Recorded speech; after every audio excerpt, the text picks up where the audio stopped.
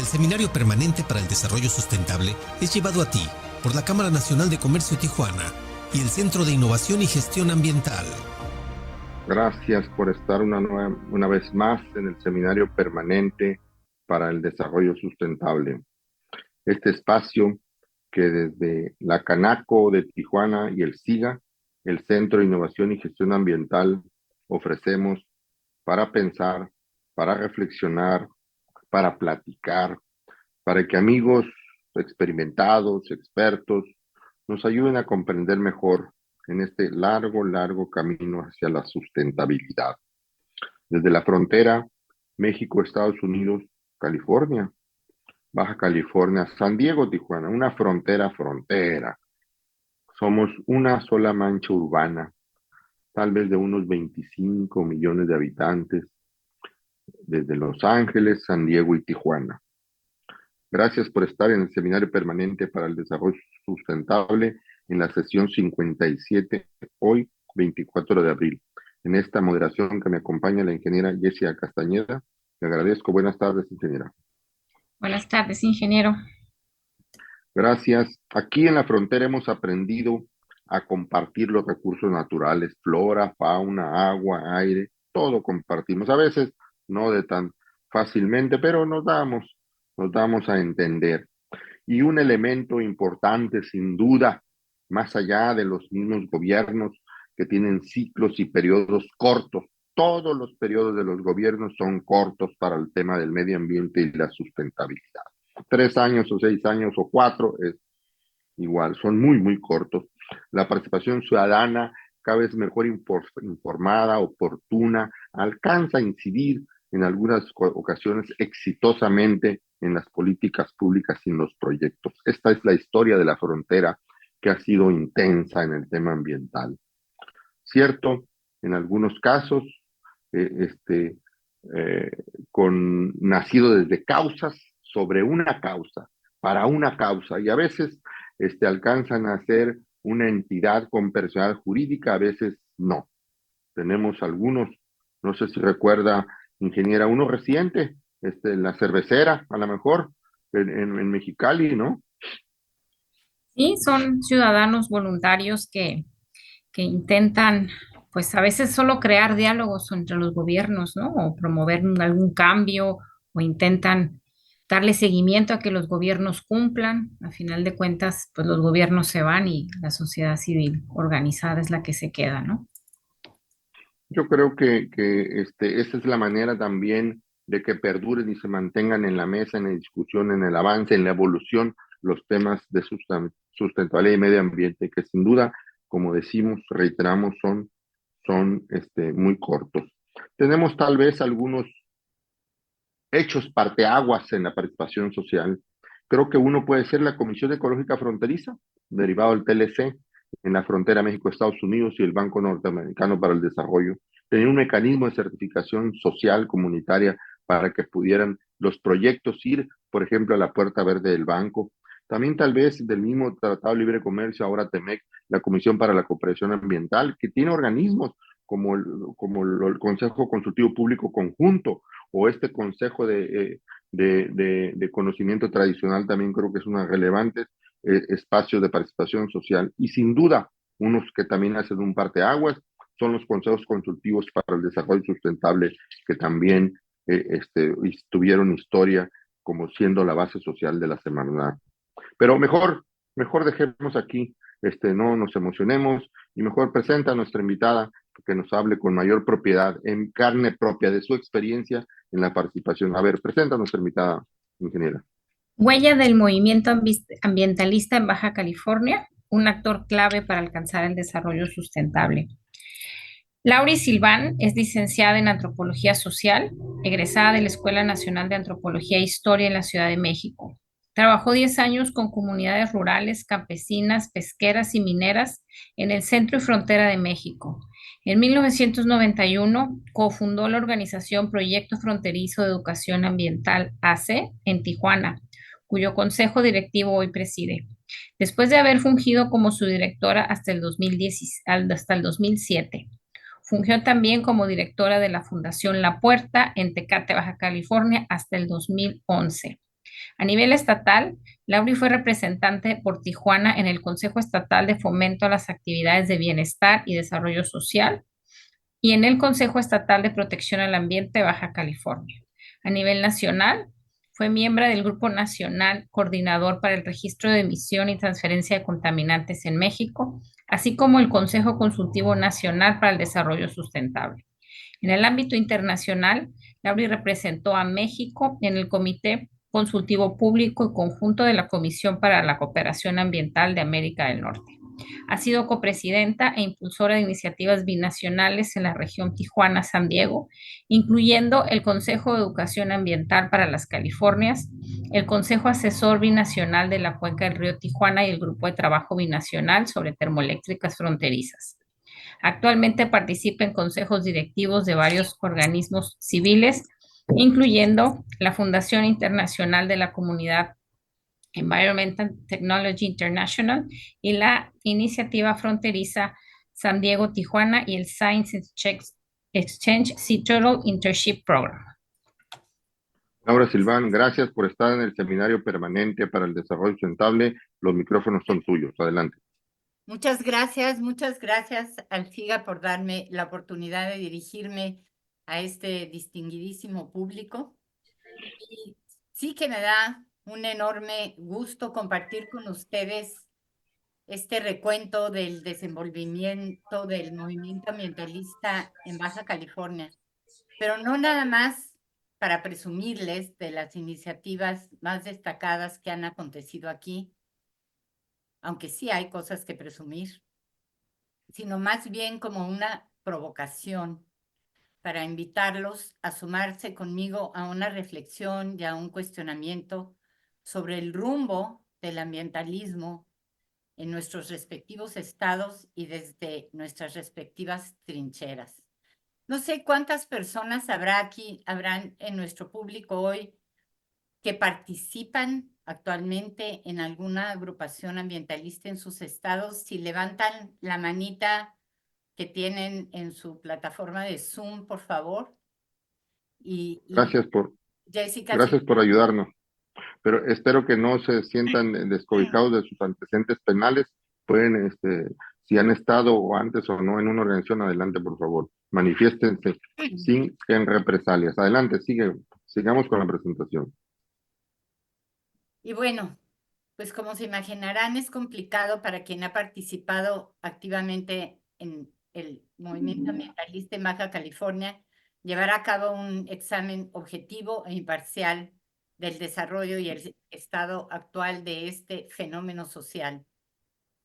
Y por eso les antepongo una advertencia diciendo que lo que presento hoy es solo resultado de un mero testimonio personal de las principales iniciativas que yo he conocido, en las que he participado a lo largo de este 30 y pico número de años. Y bueno, es una investigación aún inconclusa y en proceso, de manera que pues me disculpo si hay omisiones o vacíos que seguramente se van a apreciar, y los invito a que me aporten sus experiencias a los interesados en apoyarme en integrar un mejor trabajo después de esta charla. Y bueno, no voy a hacer aquí ningún distingo entre expresiones como de que si los ecologistas son lo mismo que los ambientalistas, que los conservacionistas, porque finalmente todas tienen en común que se trata de la participación social y política de ciudadanos en forma de grupos organizados en la defensa del medio ambiente o en la promoción del conocimiento sobre el medio ambiente desde diferentes ámbitos que vamos a irlos viendo aquí en la presentación, todos esos diferentes ámbitos en los que ha participado la sociedad civil de Baja California de manera organizada. Y ahora sí, Margarita, si nos pones, gracias. ¿Tenemos algún conteo, Jessica, de las manitas? Sí, por lo menos levantaron ahorita la mano 15 personas, 20 por ahí, pero luego las volvieron a bajar, entonces ahí estoy contándolas. Muy bien. Muy bien. Tenemos la presentación. A ver, sí.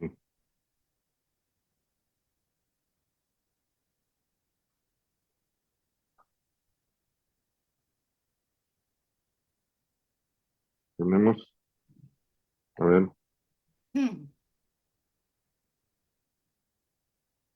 no sé si Margarita, si estás por ahí, sí. Ahí está la presentación. Adelante, Laura.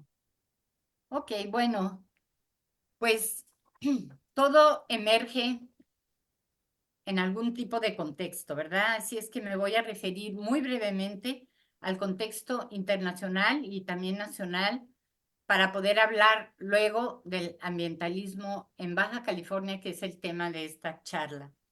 Y bueno, tenemos que en el contexto histórico internacional, en la década de los 60, 70, pues ya se había publicado La Primavera Silenciosa de Rachel Carson, que hizo un impacto muy grande alrededor del mundo, por lo menos del mundo angloparlante, y se había publicado Los Límites del Crecimiento del Club de Roma. Greenpeace ya existía desde el 71.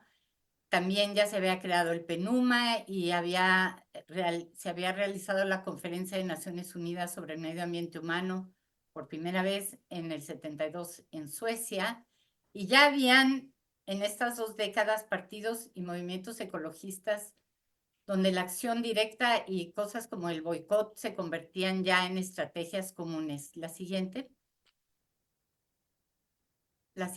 la mina Margarita.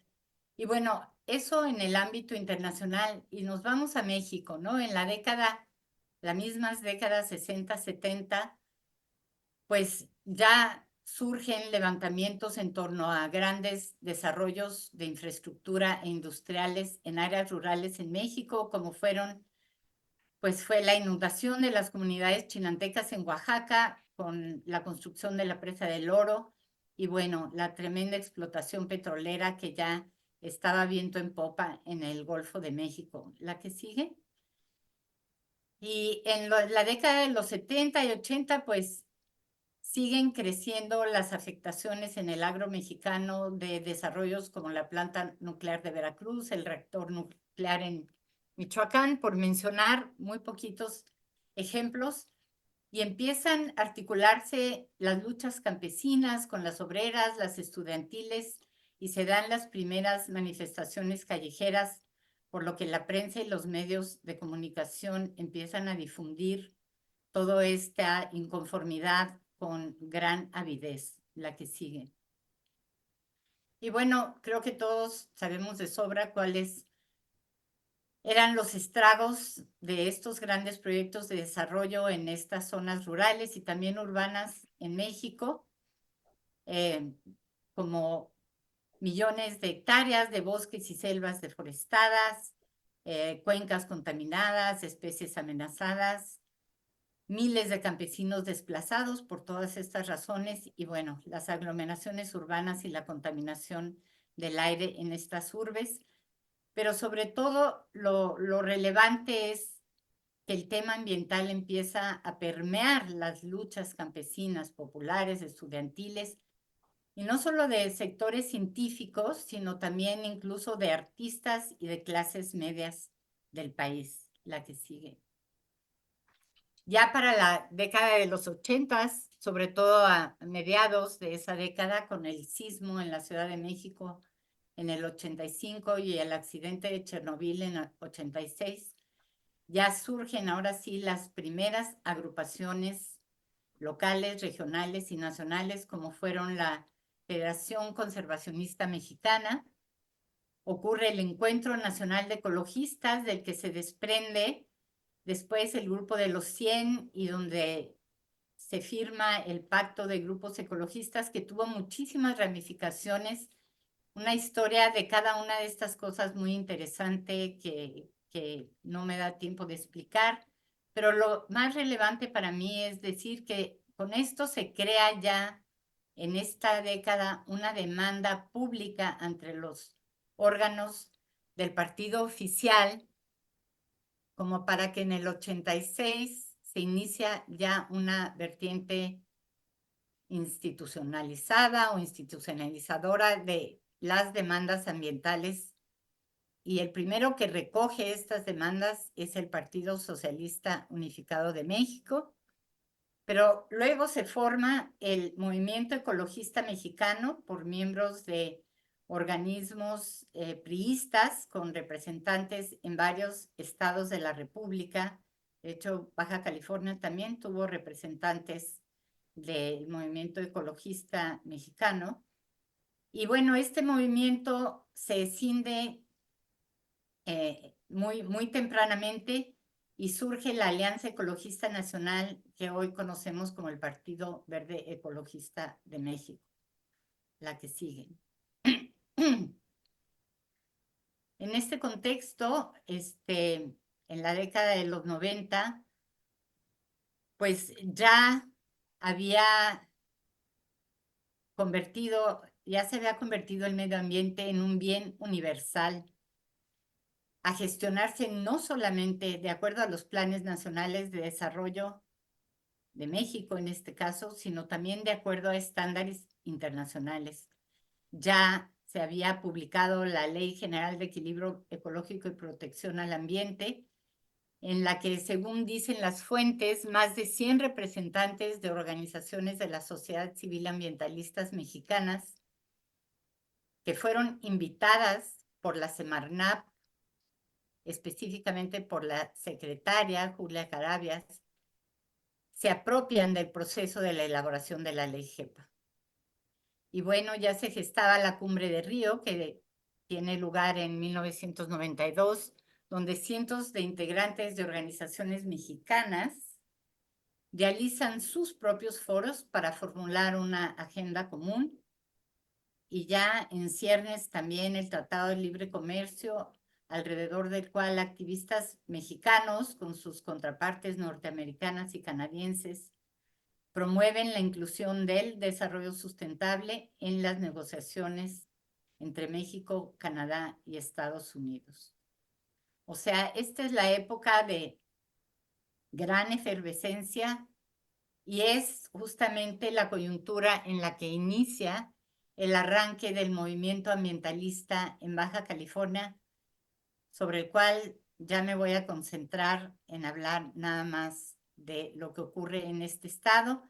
Y bueno, con esta efervescencia en la década de los 90, proliferan las organizaciones sociales ambientalistas y se asumen como medio de participación social y política, pero con la distinción o con la particularidad de que conforman una importante mancuerna con colaboraciones transfronterizas. Y bueno, puede decirse que en su mayor parte el movimiento ambientalista de Baja California nace justamente, como se ha podido ver, dentro de la corriente del desarrollo sustentable, que a diferencia de otras corrientes ambientalistas, no es una corriente antinegocios como tal.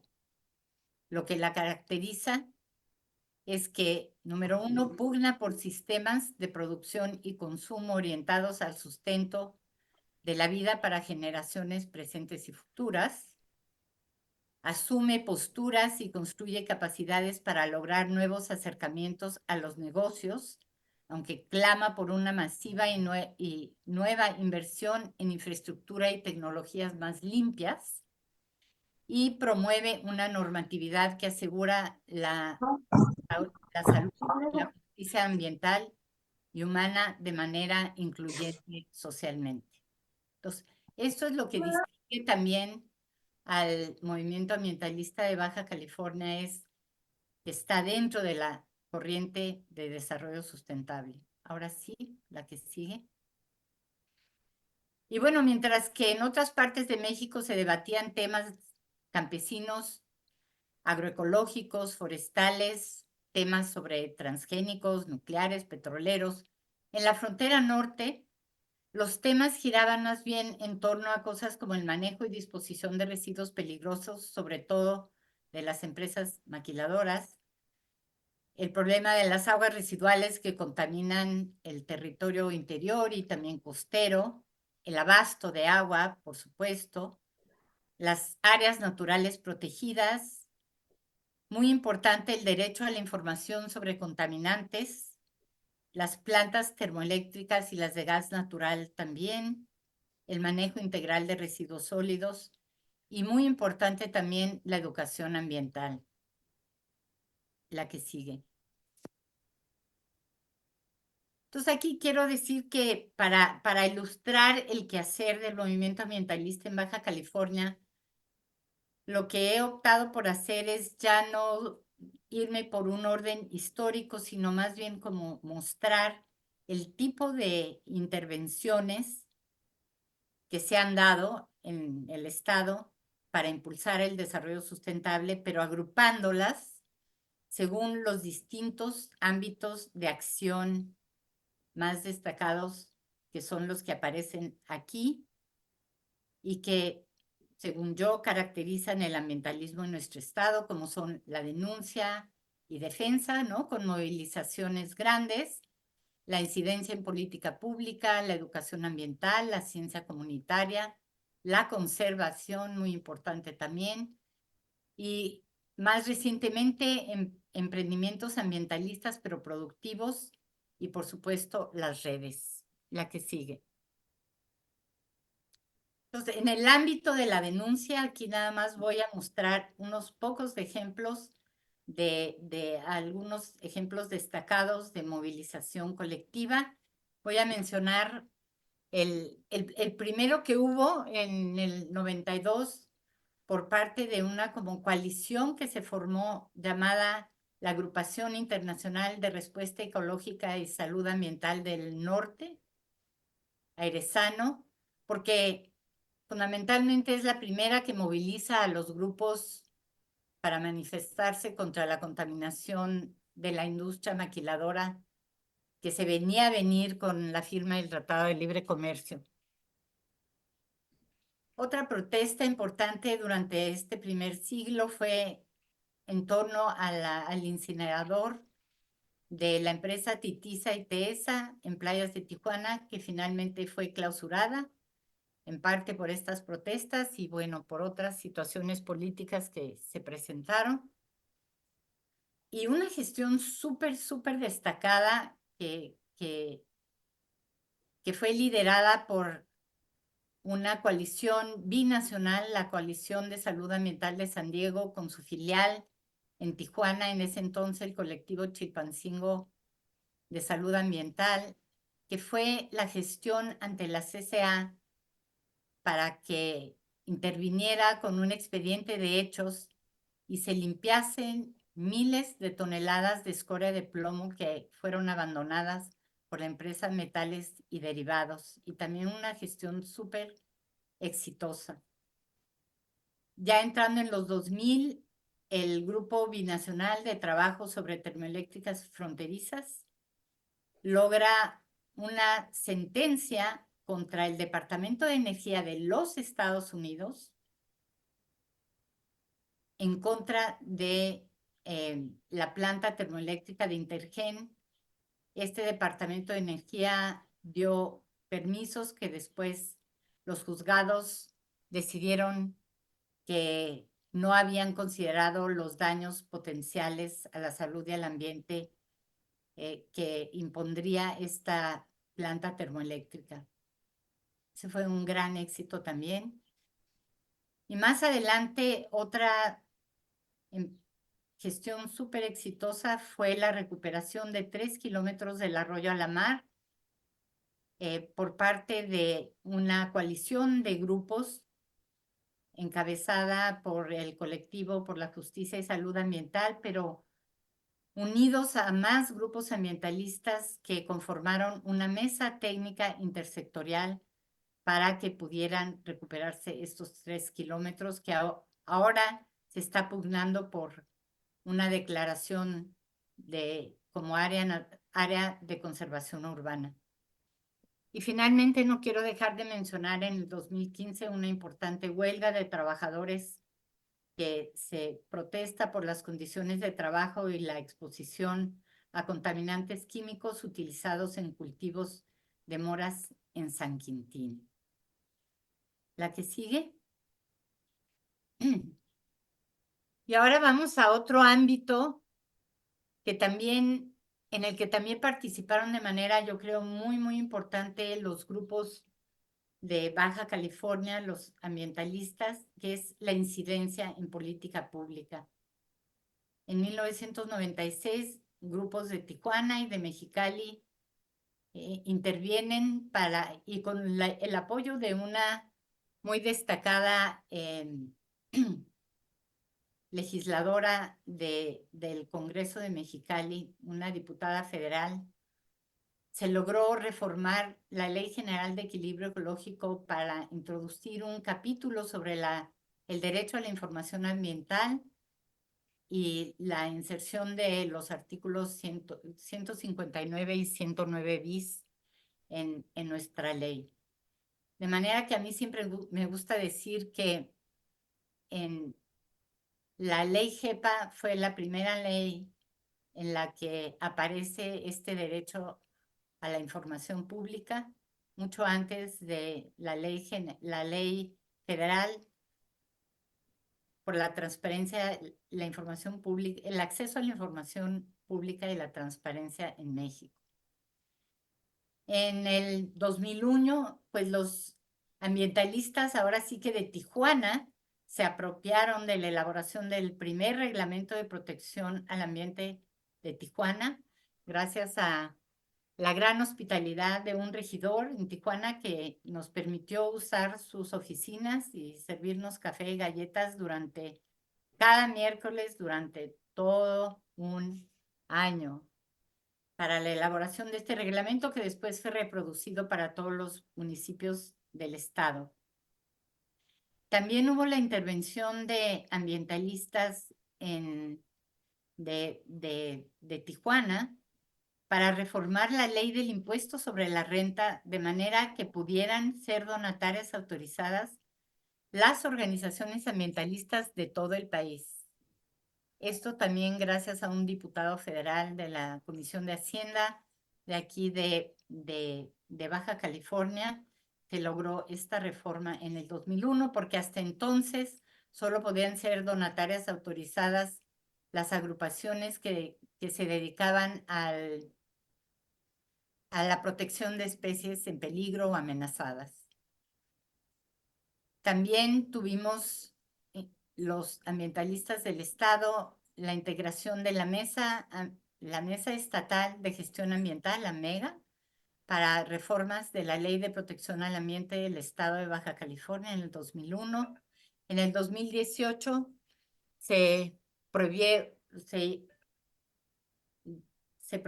el uso de las bolsas de plástico. Esto hace muy recientemente y todavía se está trabajando en ese articulado que no hemos quedado conforme con él. Y bueno, no le pongo año a la gestión y acompañamiento de las declaratorias para las áreas naturales protegidas en el estado porque han sido muchas y constantes. La que sigue.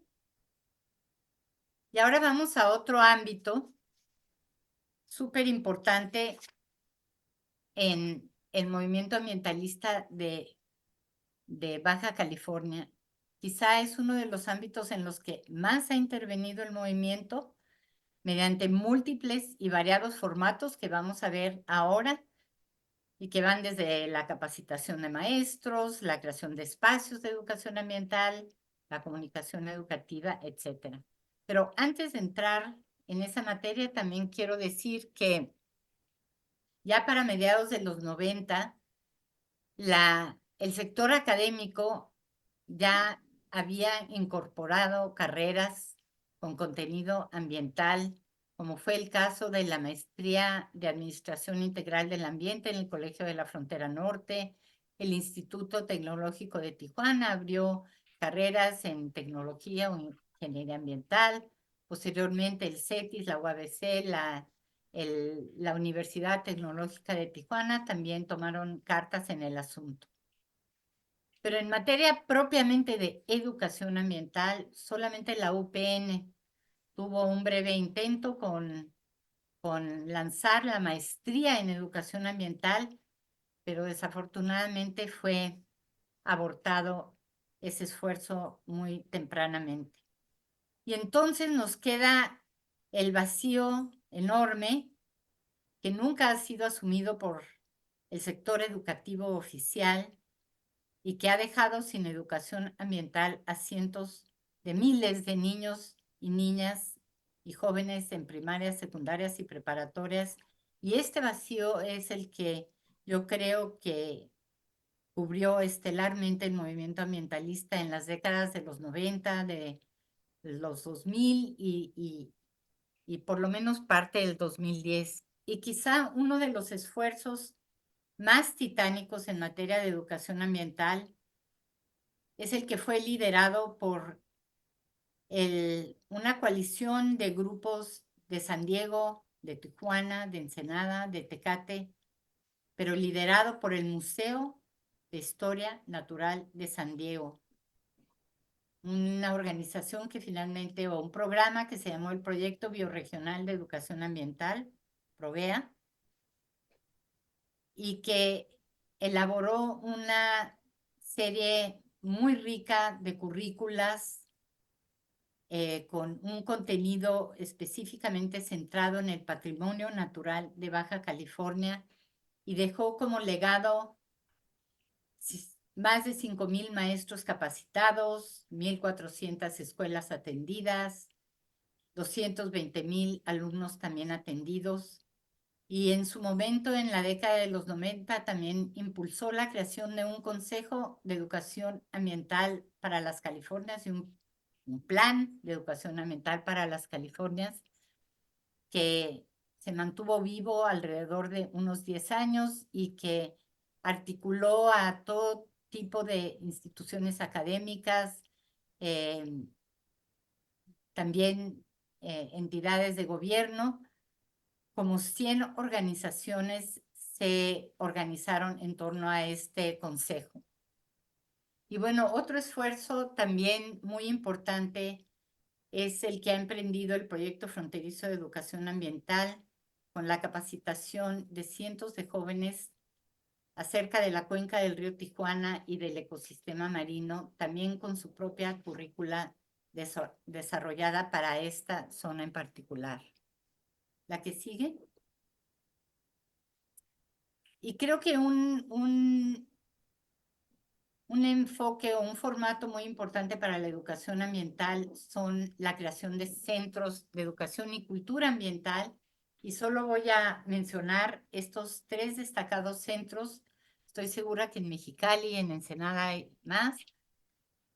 Pero bueno, uno de ellos que muestro aquí es el Centro de Educación Ambiental Las Piedras, que lo opera la Fundación La Puerta en Tecate, Baja California.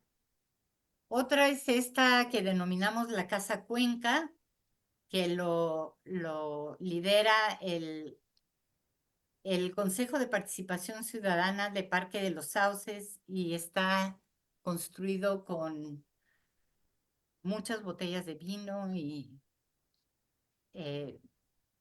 pacas de paja y adobe y todas las biotecnologías de las que se pudo echar mano. Y bueno, no puedo no mencionar al Ecoparque de Tijuana, en donde también se hacen recorridos a cientos de miles de niños en las instalaciones de lo que es una planta de tratamiento de aguas residuales y una serie de viveros que se ven ahí en la lejanía. La que sigue. Y bueno, aquí estos no son centros, pero son espacios de educación y cultura que constantemente están concientizando y educando al público general. Y para mí destaca aquí a su izquierda el Jardín de la Amistad o Friendship Park, que es un espacio binacional. Ahí pueden ver ustedes Esa línea que se ve es la frontera de Estados Unidos y México. Y ahí se puede ver un jardín de planta nativa como un símbolo de que la naturaleza no tiene fronteras y la sociedad tampoco. Y ahí se imparten cursos constantemente. También está un espacio que tiene Cicea papalotzin, que es un mariposario y recibe o ha recibido en los últimos años muchísimos grupos de niños, de estudiantes y de público en general. Y otro espacio es el sendero del arroyo a la mar, creado en estos 3 kilómetros de río que fueron rescatados, y también se hacen recorridos para el público general. La que sigue. Y bueno, otro formato de educación ambiental importante es la formación del voluntariado y el liderazgo ambiental juvenil. Y en esto ha destacado mucho la UABC, que ha conformado desde hace más de una década este grupo de ecocimarrones que hacen toda suerte de eventos a lo largo de los años en la universidad, turnándose liderazgos año con año. También existe como ejemplo Haciendo Eco, que lo lidera una maestra de la UABC desde hace ya varios años, con todos los grupos de alumnos que entran en su materia o en sus materias cada año. Y bueno, un ejercicio también muy valioso para el voluntariado y liderazgo ambiental juvenil es el proyecto comunitario Salvemos la Playa, liderado por Proyecto Fronterizo de Educación Ambiental, que ya cumple 24 años de conducir campañas de limpieza de playas, de arroyos y cauces de agua en general, y a quien se le atribuye haber influenciado la concientización de más de 50,000 voluntarios que se han formado en liderazgo ambiental juvenil. Y bueno, acabamos de celebrar nuestra edición número 41 el sábado pasado, para agregar 1 tonelada más de basura a las 250 toneladas aproximadamente que se han removido de las playas a lo largo de la historia de este movimiento. La que sigue.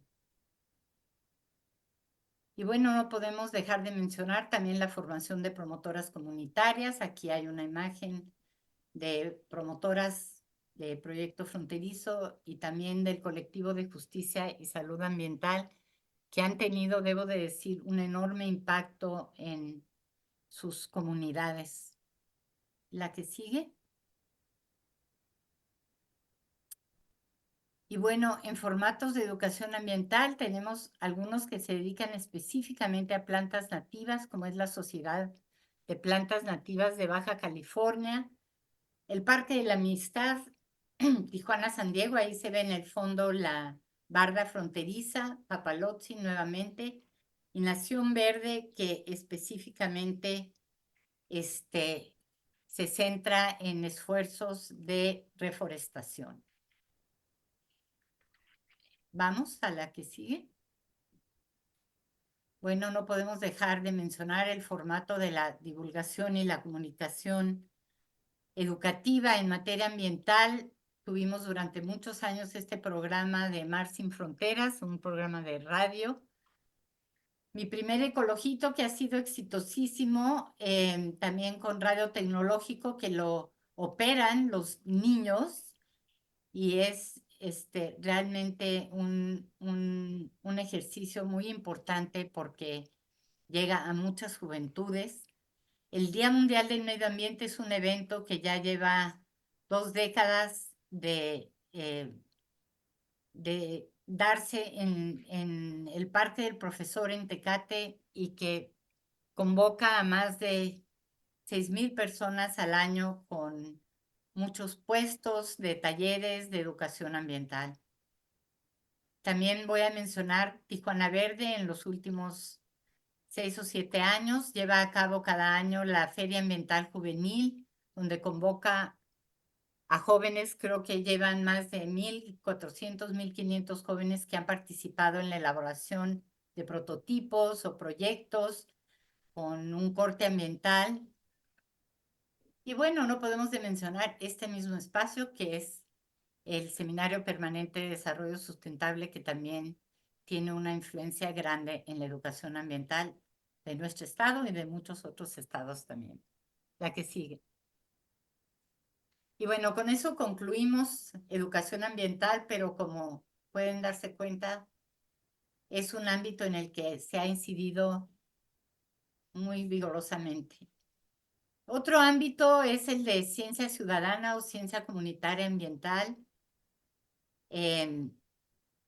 Voy a mencionar aquí como un gran ejemplo de ciencia comunitaria, el programa de monitoreo sobre calidad de aguas costeras por Tijuana Waterkeeper, que fue nombrado Waterkeeper Proyecto Fronterizo en el 2010 por la Alianza de Waterkeepers Internacional, y desde hace cerca de 10 años se ha dedicado a hacer análisis de calidad del agua para difundir cada semana los datos de 5 sitios a lo largo de la playa de Tijuana para dar a conocer la calidad de agua para efectos de uso recreativo, de manera que cada semana la comunidad usuaria de la playa sabe en qué playas puede o no exponerse a problemas de salud público por cuestiones de contaminación.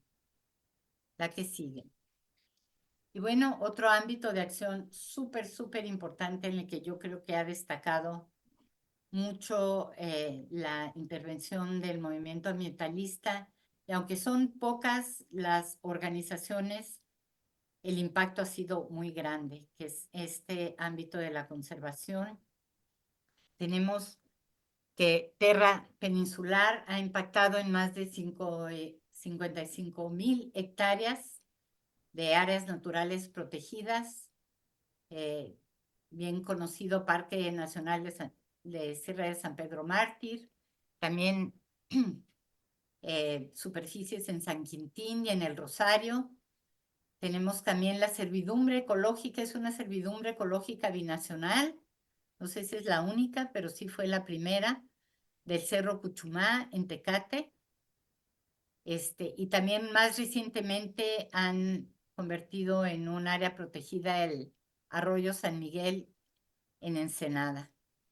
Y bueno, tenemos a Proesteros, que es nuestra organización más antigua. Ellos datan de 1988 y que se han dedicado a promover la designación por parte de la Convención Ramsar de los humedales de la península de Baja California, y algunos ejemplos son el estero de Punta Banda, Bahía de San Quintín y otros 5 humedales más. ¿La que sigue? Y bueno, este es un ámbito que en realidad tiene un auge más recientemente, sobre todo en la última década, y me parece muy importante porque, a diferencia de otros, es uno que incide directamente en el estilo de vida de las personas y de las comunidades. Por ejemplo, yo hoy puedo separar mi basura y saber que tengo a alguien que me la va a venir a recoger en un punto verde o en un sitio dado, que puedo juntar mis electrónicos porque hay dónde llevarlos, por lo menos en un par de lugares, un par de veces al año. Entonces, quiero destacar aquí también el Centro Compostero Urbano de Tijuana, que procesaba la materia orgánica. Quiero mencionar a la Remexmar, la Red Mexicana de Manejo Adecuado de Residuos, que se dedicó durante muchos años a recoger los residuos electrónicos, y a Hélice en Mexicali, que también recoge residuos electrónicos, pero también papel, y Waste Lab, que hoy en día no sé en cuántos de los municipios está funcionando, pero por lo menos aquí en Tijuana, recogen plásticos, recogen aluminio, recogen cartón. Entonces, estos emprendimientos productivos son muy interesantes, la que sigue. Y dentro de estos emprendimientos, esta corriente de agricultura urbana, que además se ha asociado a otras corrientes como la ecopsicología, el ecofeminismo, la lucha por la identidad étnica, va expandiéndose también en los hogares, en las escuelas y en las comunidades. Tenemos aquí a la organización Cultiva Ya haciendo una mella muy grande en huertos urbanos. La que sigue. Y bueno, no podemos dejar de mencionar que las redes ambientales que se han formado.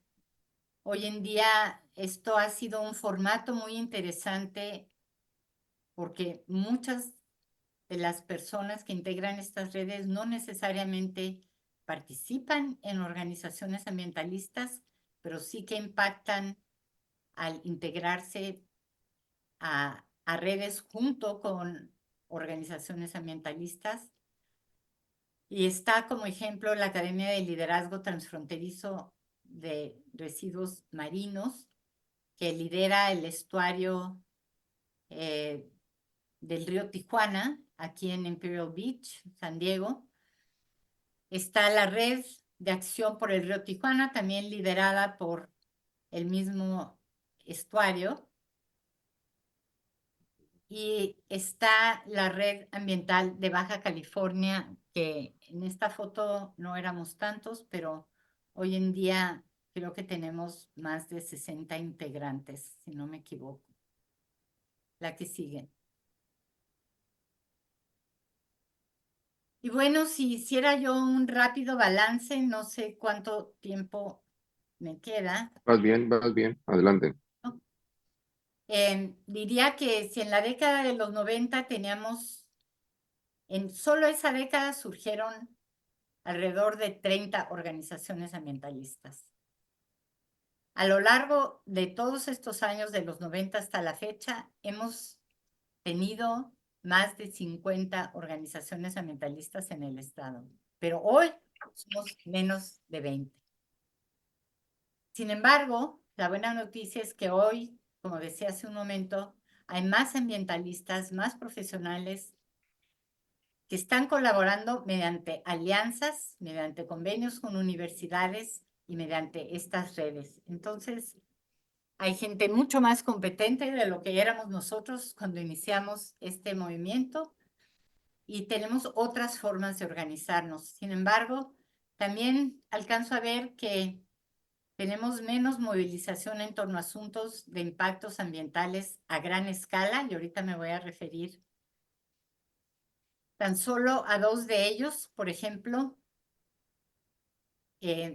tenemos frente a nosotros, viniendo muy pronto, ya gestionándose la mina del Arco por el Grupo México, en el que amenaza el área protegida de Valle de los Cirios en Baja California, que vendría siendo una de las minas, si es que no la mina más grande del mundo, o el transporte de gas natural que antes era de Asia hacia Estados Unidos.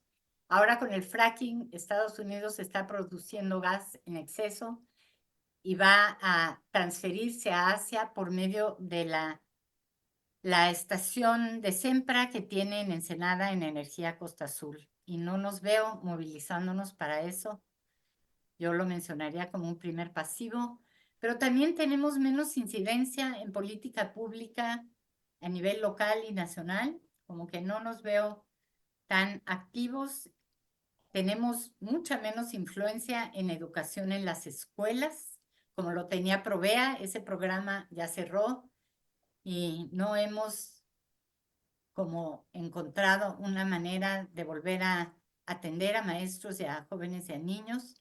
Tenemos menos vinculación internacional. El Tratado de Libre Comercio nos hacía más, nos daba más espacios de vinculación, incluso a nivel nacional, ¿no? Ya no operan los los consejos consultivos para el desarrollo sustentable y como que no hemos creado esos nuevos espacios y por eso también tenemos menos espacios de participación nacional. La que sigue. Sin embargo, creo que dejamos algunas huellas.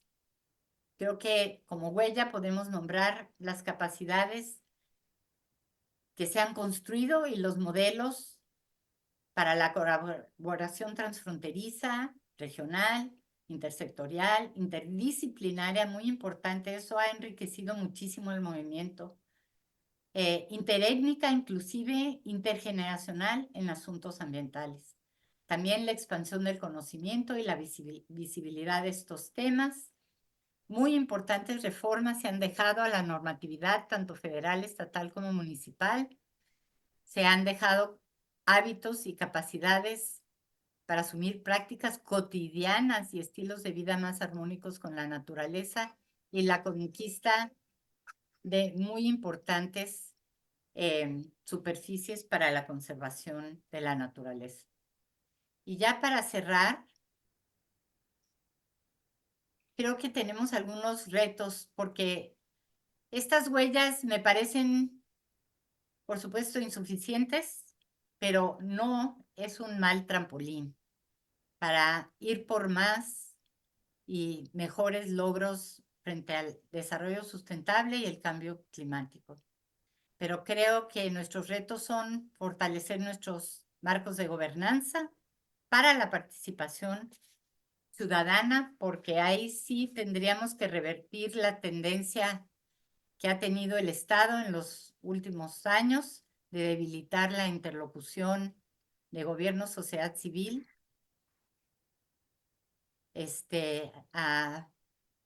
y también tendríamos que, para fortalecer estos marcos de gobernanza, construir espacios de interlocución como antes lo eran los consejos consultivos nacional y estatales para el desarrollo sustentable. Y bueno, innovar esquemas de sustentabilidad institucional en las organizaciones de la sociedad civil. Porque sin la sustentabilidad de las organizaciones no damos paso. Posicionarnos detrás de otras fuerzas sociales como el feminismo, como los migrantes, llegar a los sindicatos de trabajadores de la industria, trabajadores de la salud. Y bueno, finalmente, incidir más en la educación ambiental y fortalecer la unidad y movilización internacional más estratégicamente ante desarrollos de gran escala con alto impacto en el cambio climático. Y para terminar, solo quiero decir que, bueno, lo que no se renueva se pierde, ¿verdad? Así es que la actualización del movimiento ambientalista es clave y es urgente. Y sé que hay movimientos ambientalistas muy fuertes en otros estados que están librando luchas muy importantes y a costa también de muchas vidas inclusive. Y por eso los invito a esta reflexión hacia adentro y ojalá también hacia afuera en el ánimo de retroalimentarnos y ojalá vitaminar el ambientalismo en nuestro país hacia un desarrollo sustentable y un abordaje más efectivo frente al cambio climático. Muchísimas gracias. Wow, gracias, gracias Laura, gracias. Gracias por este mapa que nos hiciste, que aunque rápido, nos ayuda a tener a refrescarnos la memoria de buenos temas, de los buenos temas, de algunos de los temas que abordaste aún en estos cuantos minutos. Mientras la ingeniera Jessica Castañeda nos prepara el primer bloque de comentarios que tengamos, déjame intentar solamente provocar alguna reflexión entre nosotros. Primero, diría que tal vez, aún que fuiste rápida en esto, modesta también, porque creo que una aportación implícita en esto y que no parece no tan visible es el concepto de frontera. Creo que quienes trabajaron en los temas ambientales en la frontera en las últimas décadas lograron que la frontera sea considerada una franja, no una línea. y aunque los gobiernos tengan que respetar sus competencias y sus jurisdicciones, significa después de la Comisión Ecológica Fronteriza y esto, 100 kilómetros arriba de la frontera, 300 abajo de la frontera. Una franja de 400 kilómetros a lo largo de los más de 3,000 kilómetros de frontera México-Estados Unidos. Creo que es un concepto vanguardista de frontera y que habría que atribuirlo también, como otros casos, a estos conceptos. Me gusta mucho, estoy muy de acuerdo porque con este panorama que nos presentas se dignifica a los ambientalistas y en los últimos tiempos se les ha denigrado, intentando tal vez dignificar la política o a los políticos, que es mucho, mucho más difícil dignificar a los políticos. Han denigrado a la política. Y creo que los ambientalistas, con todos los matices y los claroscuros, han tenido estos logros. Me parece también que fuiste modesta en la participación de los registros, de la participación en los RTCs, porque después del Tratado de Libre Comercio, con la firma del TLC, México, Estados Unidos y Canadá tenían ya estos inventarios que están ligados al derecho a la información de las comunidades sobre los procesos productivos, y creo que ese fue un papel muy relevante para que hoy exista un RTC que más bien opera en las competencias federales, pero algunos estados han recuperado ese concepto y vale la pena también. Y efectivamente, como lo citaste, fue un avanzado en el derecho a la información más allá de las otras leyes. Creo que los que han trabajado los temas ambientales, los ambientalistas, como dices, han logrado esos espacios que me parece que hay que recuperarlos y mantenerlos presentes. No sé si ingeniera Jessica Castañeda tiene nuestro primer bloque de comentarios o preguntas para que Laura Silván reaccione. Jessica, adelante. Primero me gustaría comentar que nos acompañan de San Cristóbal de las Casas de Chiapas, de Morelia, de Ciudad de México, de Corzo, de Chiapa de Corzo, de Colima, de Veracruz, de Mexicali, de Cuernavaca, de Tijuana, de Ensenada, de Bahía Banderas en Nayarit, de Texcoco, de Aguascalientes, de Tapachula, de Ciudad de México, del Parque Nacional de San Pedro Mártir, también están por aquí. Así es. José Jesús Barraza dice, felicidades por la LEGEPA. Puerto Vallarta, Jalisco y Bahía Banderas, Nayarit, son destinos turísticos unidos por una misma bahía y sus universidades no tienen una licenciatura ni maestría en zonas federales de manejo de residuos ni nada parecido encaminado al medio ambiente. Y eso que todos los hoteles son grandes generadores de residuos. José Ángel Sánchez dice, buenas noches, una pregunta para la ponente. ¿En qué estados de la República tienen vínculos con esta red de organizaciones ambientalistas? Gracias. Sandra Jiménez dice, ¿cómo se pueden replicar las acciones fuera de Baja California y realizar actividades de divulgación en otros estados? Voy a leer una más. Estas acciones solo se están realizando en Baja California. ¿Se pueden realizar en algún otro estado que no tenga costa? Esto lo pregunta Ana María Hidalgo. Adelante, Laura, por favor, reacciona a este primer bloque. Bueno, el primero fue en qué estados de la República tenemos nosotros como filiales. En ninguno.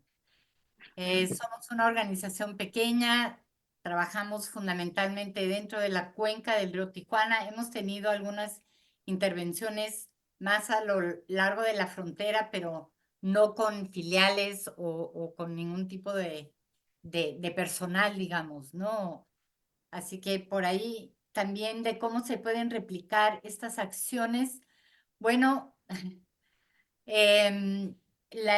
los materiales que se han elaborado para cuestiones de educación ambiental, por ejemplo, casi todos están centrados en los ecosistemas que hay aquí, en el patrimonio natural de Baja California.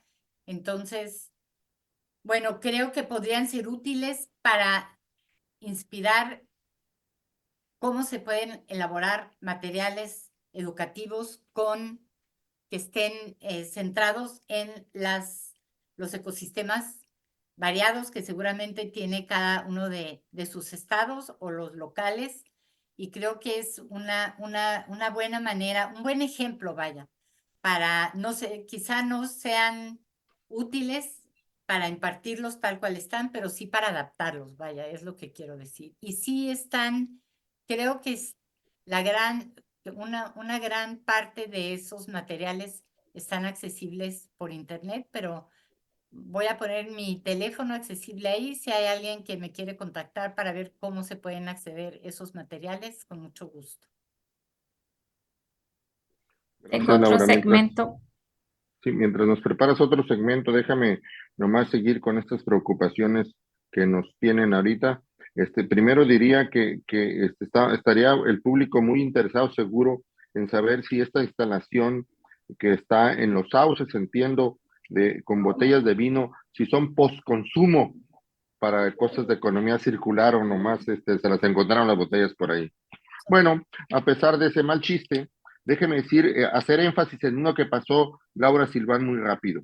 El expediente de hechos de metales y derivados, porque fue una constancia, necedad o terquedad, léase como virtudes, de los vecinos para lograr que esas instalaciones se limpiaran de escoria de plomo, de reciclado de baterías, de acumuladores.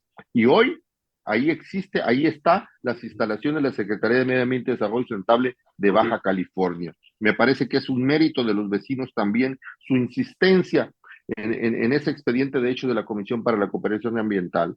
Y el otro que Laura Silván pasó muy rápido, diría yo, para alimentar el optimismo, en el TLC del 94 eran acuerdos paralelos el tema ambiental. Hoy en el TEMEC es un capítulo. Entonces hubo un brinco conceptual y creo que eso es también atribuido a la participación social.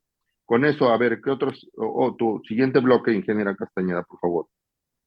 Gracias, José Carmelo, por insistir en estas cosas que yo dejé de lado por no extenderme más, pero que son súper importantes. Gracias. A ver si tenemos otro bloque de comentarios, Jessica Castañeda, por favor. Sí, Víctor Manuel Martínez pregunta, ¿con los residuos sólidos que se recogen de las playas se separan y por lo tanto se reciclan? Es una pregunta. Ana María Hidalgo pregunta, ¿solamente se analiza la calidad de agua para efectos turísticos y para la subsistencia de la vida marina? Esa es otra pregunta. María Eugenia González dice, hola, preguntas desde tu punto de vista. ¿Cuáles son los retos actuales de la educación ambiental pensando en los ciudadanos jóvenes? Aspectos metodológicos, educativos y en qué habría que innovar. Por último, Carmen Rodríguez dice felicitaciones a Lauri por ese recorrido y extraordinario esfuerzo de síntesis realizado sobre el inventario de algunas acciones, programas y grupos, agentes e instituciones involucrados en la agenda ambiental en Baja California. Enhorabuena. Todavía hay otro segmento, pero seguimos. A ver, Laura, para que reacciones adelante a esos comentarios. Adelante, Laura. Cuanto a la basura que se recoge de las playas, sí. Ahora que tenemos estos emprendimientos, en efecto, la basura se separa, bueno, por lo menos los plásticos se separan. Y Waste Lab me parece que es quien viene y recoge después de cada una de las campañas de limpieza. En cuanto a la pregunta del agua, no es que sea para efectos turísticos, sino que el criterio, digamos, que se utiliza para el análisis de la calidad de agua nos dice si es apta para usos recreativos. No quiere decir que sea apta para pescar, no quiere decir que sea apta para tomar, sino cuando nosotros avisamos cuando el agua no es o sí es apta para uso recreativo, que quiere decir pues para nadar, ¿no? Para entrar en contacto con esa agua.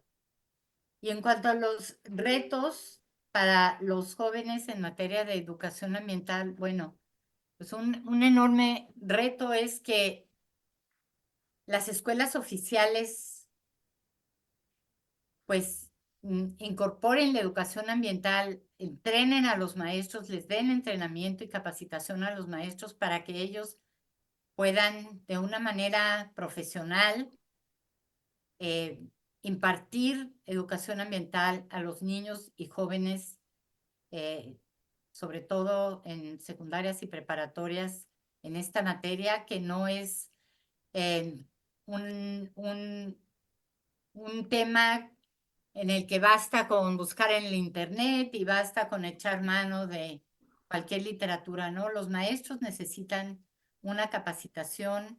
Aquí la han demandado, aquí la recibieron durante muchos años por parte de Provea, y el reto que tienen los jóvenes es que sus maestros tengan adecuados materiales y adecuado entrenamiento para la educación ambiental desde mi punto de vista. Y bueno, la otra cosa de los jóvenes es contacto con la naturaleza. Creo que no hay mejor maestro en la vida que la naturaleza misma. Así es que fuera de eso, pues tenemos las redes sociales, podemos averiguar todo, ¿no? Pero nada se compara al contacto con la naturaleza.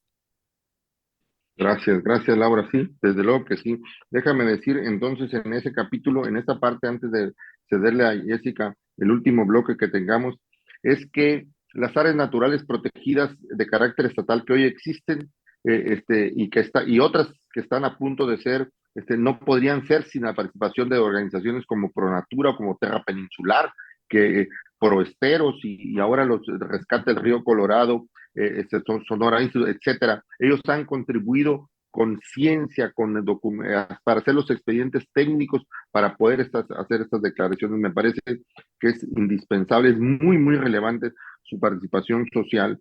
También diría, como último comentario para este bloque, diría que en estas alianzas a las que se refiere Laura Silván, rebasan las capacidades de los gobiernos, porque lo binacional, las comunidades, los vecinos, superan las expectativas y no respetan, digamos, las competencias o jurisdicciones de los gobiernos en la frontera, entonces se vuelven una fraternidad mucho más útil para alcanzar causas nobles como estas. Pero bueno, a ver, el último bloque para que tengamos para Jessica Castañeda, por favor. Luis Fernando Cázares dice, ¿de qué recursos se valen las OSCs para mantenerse motivados, organizados y vigentes ante el debilitamiento de la política ambiental? Blanca Adriana Razo menciona que la Universidad de Guadalajara tiene una licenciatura en educación ambiental que es en línea y también tiene una maestría. Yesenia Atanasio dice, ante la relevancia agrícola del Estado, ¿qué se está haciendo respecto al impacto de los agroquímicos, si es que hay algún conocimiento en el tema? Jessica, Por ahí ¿me puedes Ujú, leer la primera, por favor? claro que sí. No la anoté y ya se me borró la cinta. Déjame regresarme porque aquí dice, ¿de qué recursos se valen las organizaciones de la sociedad civil para mantenerse motivados, organizados y vigentes ante el debilitamiento de la política ambiental? Bueno, ¿de qué recursos nos valemos? Pues en primer lugar, de la terquedad, de la necedad y de la pasión. Y en segundo lugar, de fondos de fundaciones mexicanas, fundaciones extranjeras, fundamentalmente norteamericanas.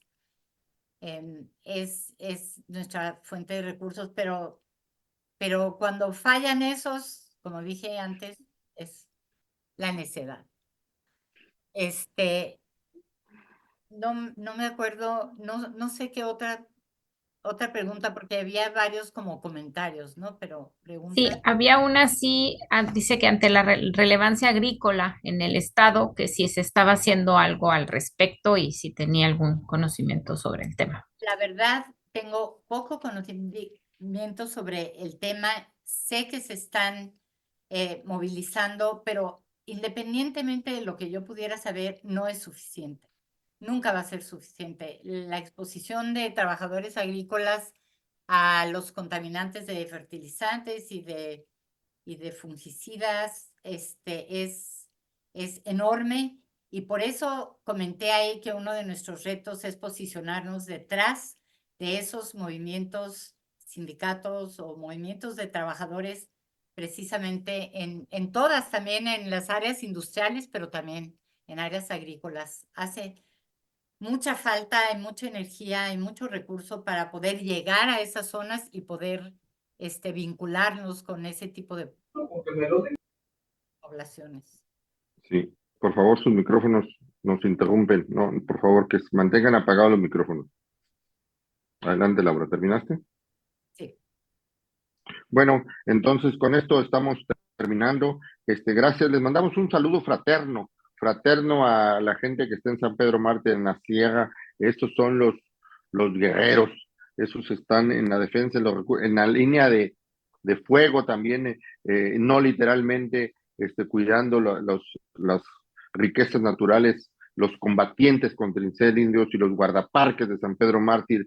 Les mandamos un abrazo fraterno desde este seminario. Y al seminario, a nuestros expositores, a nuestro público, les recordamos que el seminario, estas ya 57 horas, están grabadas y lo pueden encontrar en las redes del SIGA MX, en YouTube, en Spotify, en el Zoom y en el Facebook. Entonces, ahí están grabadas, pueden accesarlas con toda libertad. Y desde luego los datos de nuestros expositores están también a su disposición cuando quieran hacer un contacto directo. Con esto, le agradecemos a Laura Silván su participación en el Seminario Permanente para el Desarrollo Sustentable y los esperamos todos los miércoles en horario de las 6 de Tijuana, de las 7 de la Ciudad de México.